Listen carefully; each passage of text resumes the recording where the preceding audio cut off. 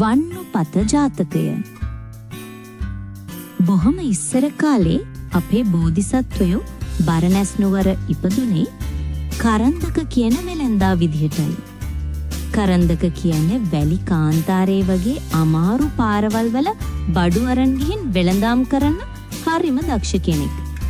එයාට පුළුවන් වුණා තරු බලලා පාර හොයා ගන්න. සුළං හඬට ඇහුම්කම් දීලා තත්වය තේරුම් ගන්න. හැම අවුරුද්දම කරන්දක එයාගේ යාළුවෝ 500ක් විතර එක්ක ගොන් කරත්ත 500ක කණ්ඩායමක් හදාගෙන දුර නගරවලට ගියා. ඒ නගරවලින් ලොකු ලාභ ගන්න පුරුවන් වුණා.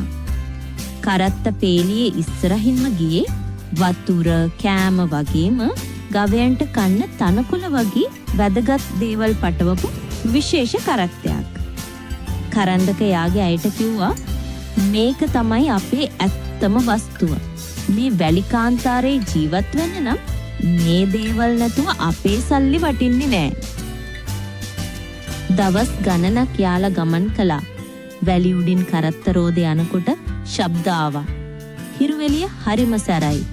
හැම හවසකම කරන්දක වතුර තියෙන තැන් හොයාගෙන ගියා. එයා හැමදාම මිනිසුන්ට කිව්වා ගැඹුරට වලවල් හාරන්න කියලා. වැලිවලත් වතුර තියෙනවා කියලා. ඒ විදිහට එයාලට නැවත වතුර පුරවා ගන්න තරම් වතුර හම්බ වුණා. දවස් කීපයකට පස්සේ එයාලා වැලි කාන්තාරේ මැදටම ආවා. ඒ හරිය හරිම භයානකයි. කිසිම දෙයක් පේන්නේ නෑ. ගස්කොළන් නෑ. එතකොට කණ්ඩායමේ හිටපු තරුණ හිටුවක්කාල වියදුරෙක් තරහෙන් කෑ ගහලා ඇහුවා. ඇයි අපි මේ මහන්සි වෙන්නේ? අපි කෙලින්ම ඉස්සරහට ගිහින් ඉක්මනටම ගමන ඉවර කරමු. එයා දිගටම කිව්වා මේ වතුර අරන් යන්නේ ඇයි? ඒක ඉවර වෙන්න කලින් අපිට අනිත් පැත්තට යන්න පුළුවන්. කණ්ඩායමේ ගොඩක් අය මේ කතාවට කැමති වුණා. කරන්දක කරත්ත කණ්ඩායම නතර කරලා දුකින් මූණ තියාගෙන කිව්වා. මේ පාර ආරක්ෂිතයි. මොකද මේක යන්නේ වතුර තියෙන රහස් තැන් දිගේ. මේ පාරේ නයින් වුණොත් අපි මරණයට ආරාධනා කරන්න වගේ වැඩක්. අපි මේ පාරේ නයින් වුණොත් අපි අතරමං වෙනවා. බඩගින්නයි පිපාසයයි නිසා අපි පිස්සු වැටෙනවා. මේ වැලි කාන්තාරය අපේ සොහොන වෙනවා. ඒත් කරන්දකගේ අයට ඉවසීමක් තිබුණේ නැහැ. කරන්දක ඕනවට වඩා බය වෙලා. තරුණයාගේ සැලැස්ම හොඳයි. අපිත් එයා වගේ නිර්භීත වෙමු. කරන්දකට තේරුණා එයාලගේ අදහස වෙනස් කරන්න බැරි බව. එයා කිව්වා ඔයාලට ඕන නම් මේ මෝඩයා පස්සේ යන්න. ජීවත් වෙන්න ඕන අය එක්ක මම පරණ පාරේ යනවා. කරන්දක යාවි කරත්තවල තිබුණු භාණ්ඩ බාගන්න කියලා මිනිස්සුන්ට කිව්වා. එක්කෙනෙක් විතරයි කරන්දකත් එක්ක ඉන්න තීරණය කළේ. අනිත් අය තරුණ රියදුරුත් එක්ක වෙනත් පාරකට යනකොට සතුටින් හිටියා. කරන්දක දුකින් එයාලා යනවා බලාගෙන හිටියා. වරද කළ අයට සිදු වූ දේ. වැලි ගොඩක් මෘදු වෙන නිසා ගවයන්ට යන්න අමාරු වුණා. ගමන හරිම හෙමින් වුණා. දෙවනි දවස වෙනකොට එයාලා අතරමං වෙලා. මිරිංගු එයාලට ලොකු වැව් පෙන්වලා ලං වෙනකොට නැති වෙලා ගියා. එයාලගේ වතුර ටැංකි හිස් වුණා.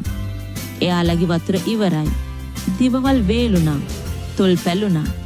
වැලි කාන්තාරේ එයාලට මරණය අරගෙන ආවා. පිපාසෙන් පිස්සු වැටුණු අය ගවයන් මරලා ලේ බිව්වා. ඒත් ඒකින් දුක තවත් වැඩි වුණා.